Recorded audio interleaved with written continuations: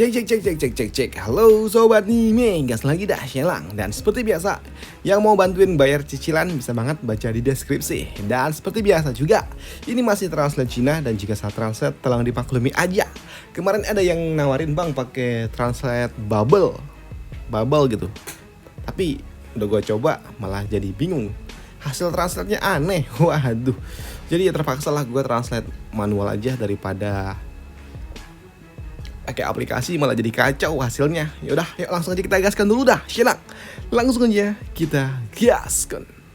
Mereview sedikit daripada sebelumnya. Saat ini Shelang yang datang menghadiri acara rapat kekaisaran, dia pun dituduh kalau dia bersekongkol dengan seorang buronan yang merupakan buronan nomor 5 milik kerajaan Yan.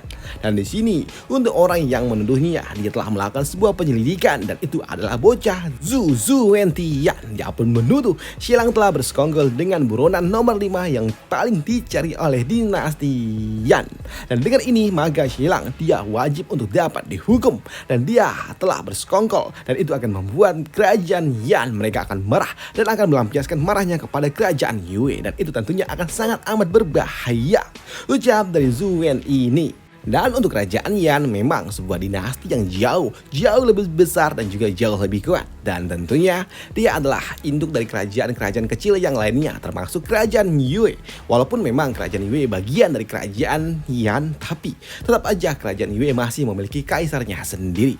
Dan untuk kaisar saat ini dia pun cukup bingung dengan apa yang harus dia lakukan. Dan dia pun bertanya kepada Shelang apakah benar tuduhan itu. Dan untuk Shelang dia pun mengatakan tidak, itu semua tidak benar, ucap dari Shelang. Tapi untuk Zhu Wen dia pun terus menuduh Shelang benar melakukannya. Dan dia juga memiliki sebuah bukti dan juga saksi untuk dapat ditunjukkan kepada mereka semua. Dan benar saja kini dia pun memanggil saksi ahli. Dan itu adalah seorang pengawal yang sebelumnya ikut bereksplorasi bersama dengan Xiang ke kerajaan Qian.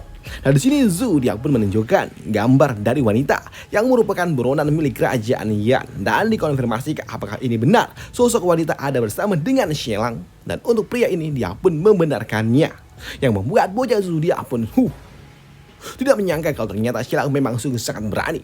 Dan ketiga, bocah Zhu kembali bertanya apakah Shelang dia dekat dengan wanita ini dan apakah karena bantuan dari wanita inilah Shelang dapat menaklukkan kerajaan Qian. Dan hal itu pun dibenarkan juga oleh orang ini. Dia mengatakan kalau Tuan Shelang sebelumnya memang dekat dengan wanita ini. Bahkan mereka pernah berjalan bersama di halayak umum. Dan mereka juga bahkan tidur bersama selama beberapa hari dan juga beberapa malam. Dan mereka memang sangat dekat, ucap dari pelayan ini, yang membuat mereka para pejabat tua lainnya iri dong dengan Shelang yang udah bersama dengan wanita cantik seperti itu.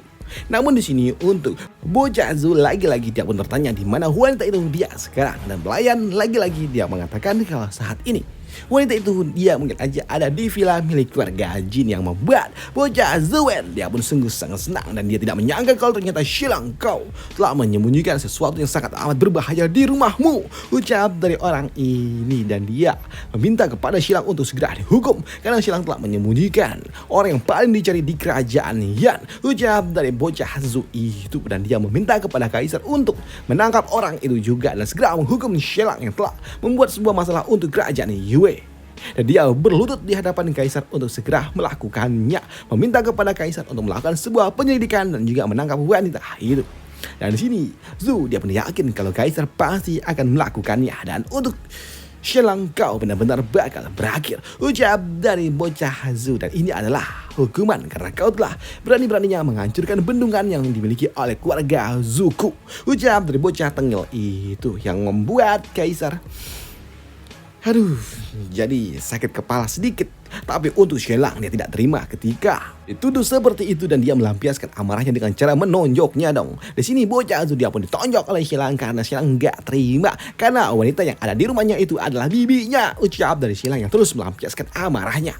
Namun di sini untuk bocah Zhu dia pun walaupun dia digebukin tapi dia merasa kalau dia sudah menang dan lakukanlah semaumu dan kau akan segera berakhir, ucap dari bocah Zhu di dalam hati. Namun untuk Xilang yang melakukan aksi yang tidak terpuji di halayak umum, apalagi di tengah-tengah rapat di depan Kaisar, tentunya membuat Kaisar kesal dan dia meminta untuk kepada para penjaga untuk segera menangkap Xilang dan juga dihukum. Dan benar aja kini Xilang dia pun ditangkap, tapi tidak dihukum penjara cuy, karena memang yang dihukum ini adalah pertikaian yang ada di depan ini.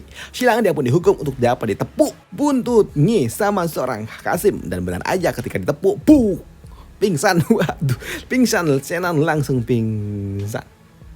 Namun untuk bocah Azu, dia pun yakin ini semua hanyalah baru permulaan dan Xilang kau benar-benar bakal tamat. Karena di sini bocah Azu dia pun kembali berlutut di hadapan Kaisar untuk segera meminta kepada Kaisar untuk menangkap wanita itu dan mengungkap semua kebenarannya. Dan itu membuat Kaisar memang nggak punya pilihan lain selain meminta para pasukan pribadinya untuk segera menangkap wanita itu. Dan benar saja, kini para pasukan milik Kaisar mereka pun datang ke kediaman dari keluarga Jin, dan di sini ditemani oleh seorang Kasim tua. Dan di sini mereka pun memang menemukan Nona Xueyin, dan di sini Nona Xueyin dia pun diminta untuk ikut ke dalam rapat istana. Dan benar saja, tak lama setelahnya Nona Xueyin dia pun tiba di istana. Dan tentunya kedatangan dari Nona Xueyin menarik perhatian bagi mereka semua, karena Nona Xueyin cantik cuy, cantik banget bagi para orang-orang tua yang ada di tempat ini. Mereka nggak menyangka kalau ternyata ini cantik banget. Masa iya umur 40 tahun semuda ini, pikir dari mereka semua. Dan hal senada juga dipikirkan oleh bocah Zu. Tapi dia juga kesal kenapa Xilang bisa dekat-dekat dengan Dewi cantik seperti ini.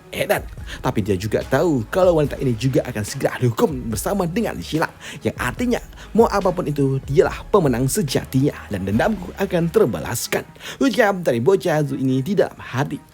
Dan di sini bocah Azu dia pun langsung mengambil poster itu lagi dan dia membandingkannya dengan wanita yang ada di sebelahnya, dan dia pun ingin mengkonfirmasi kalau wanita ini benar adalah orang yang ada di dalam poster buronan ini dan akan segera ditangkap, dan juga kultivasinya dihancurkan dan diserahkan kembali kepada kerajaan Yan.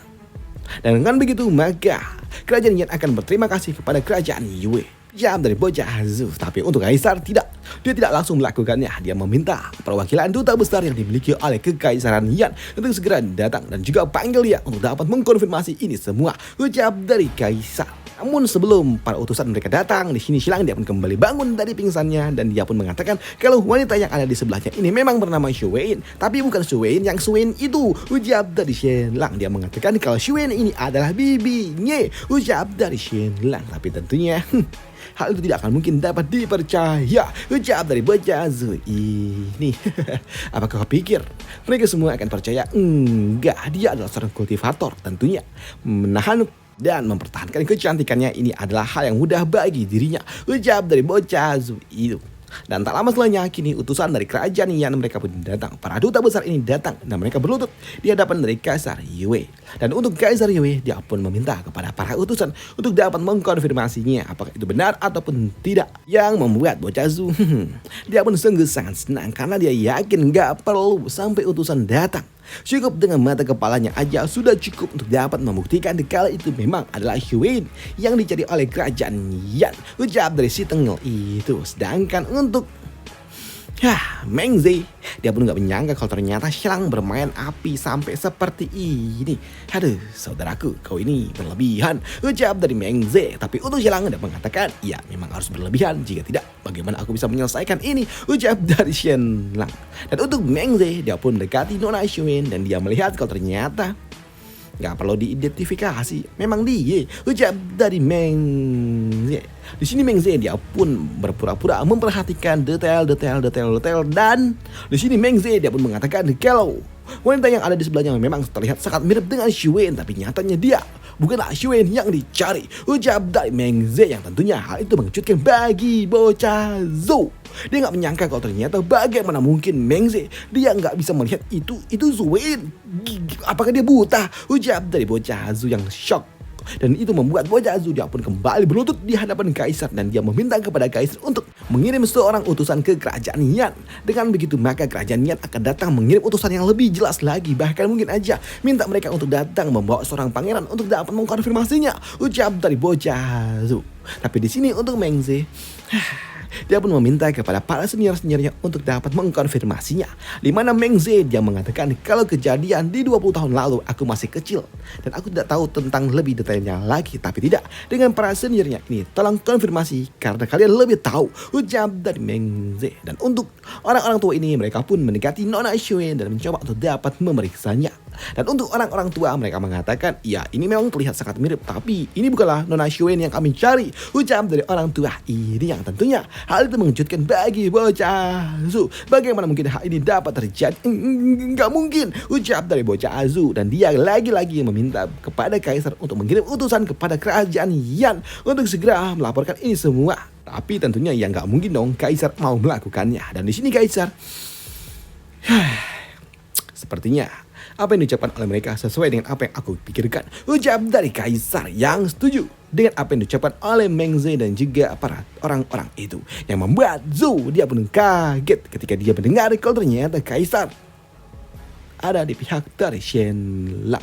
Bahkan para orang-orang tua, para pejabat lainnya, para penasehat kaisar, mereka semua hanya dapat terdiam saja melihat ini semua. Dan untuk Zhou, dia pun kaget. Dia nggak menyangka kalau ternyata selama ini kaisar ada di pihak dari Shenlang. Kaisar dia memihak Shenlang, ucap dari bocah Zhou. Sedangkan untuk Shenlang kini dia pun mendekati Nona Xuen dan dia juga mengatakan kalau Xuen yang ini adalah bibiku, bukanlah Xuen yang itu. Dan sekarang kebenaran sudah terungkap, ucap dari Shenlang. Dan bibi kau boleh pulang, ucap dari Shenlang. Dan kini Nona Xuen dia pun pergi. Dan setelah Nona Xuen pergi, di sini Shenlang dia memberikan hukuman kepada bocah Zhou dengan kakinya sendiri. Dan apa yang dilakukan oleh Shenlang lagi-lagi di depan kaisar tentunya membuat Qasim tua ini dia berpikir kalau Shenlang ini udah terlalu berlebihan. Dia melakukan seenak jidatnya di depan kaisar. Batas toleransiku ada loh, ucap dari orang tua ini yang tahu kalau Shenlang sebelumnya dia menggunakan papan ataupun bantalan pelindung dari buntutnya agar ditepuk enggak sakit. Tapi tentunya di hukuman selanjutnya dia akan menghukum Shenlang dengan benar, ucap dari Qasim tua itu. Sedangkan untuk Shenlang, dia pun menempuh bocah Zhou dan dia berbisik kepada bocah Zhou di mana dia juga mengatakan, "Hei Zhou Wendian, kau hanyalah seorang pejabat kelas 7. Bagaimana mungkin kau bisa tahu tentang informasi ini? Asal kau tahu, informasi ini sengaja aku bocorkan untuk dirimu.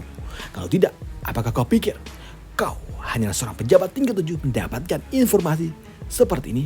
Tidak, akulah yang membocorkannya dan aku sengaja melakukannya untuk dapat menghancurkanmu, ucap dari Shenlang yang tentunya membuat bocah Zhou dia pun kaget ketika dia mendengar apa yang diucapkan oleh Shenlang dan dia langsung pingsan dengan apa yang diucapkan oleh Shenlang.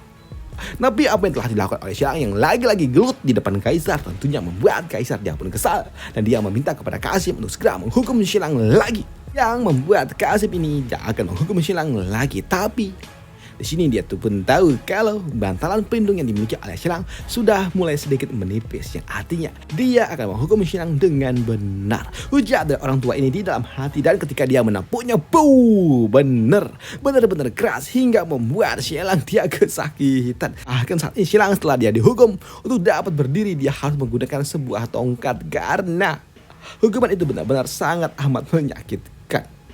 Tapi dia kembali lagi ke ruangan persidangan. Dan di sini untuk kaisar setelah dia mendapatkan semua informasi ini dan juga pertikaian dan juga keributan ini udah reda, di sini kaisar dia menghukum bocah Zhou yang telah membuat sebuah kekacauan di ruang pertemuan dan dia meminta kepada Qasim dan juga para penjaga untuk segera menangkap bocah Zhou dan lucuti semua prestasi dan juga jabatan yang dia miliki dan segera masukkan dia ke penjara karena dia telah membuat kerusuhan, ucap dari kaisar yang membuat bocah Zhou tentunya dia memohon kepada kaisar kalau ini semua dia telah dijebak. Tapi di sini tentunya hal itu tidak akan mungkin dapat dipercaya. Dan untuk Shenlang, pada akhirnya dia dapat melenyapkan satu persatu musuhnya.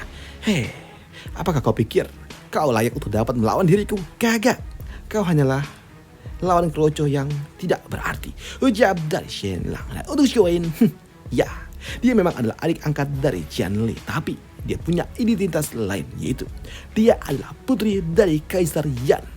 dia mendapatkan tugas dari bapaknya untuk dapat mendekati dan mengintai Jiang Li. Tapi sayangnya ketika dia mendapatkan tugas itu, dia malah terpikat dengan Jiang Li dan dia mengkhianati misi yang telah diberikan oleh bapaknya sendiri. Tapi nyatanya Jiang Li dia telah dikalahkan, tapi Xuan dia menjadi pejabat karena dia berjasa, karena dia adalah seorang mata-mata yang sangat amat berjasa untuk kerajaan Yan.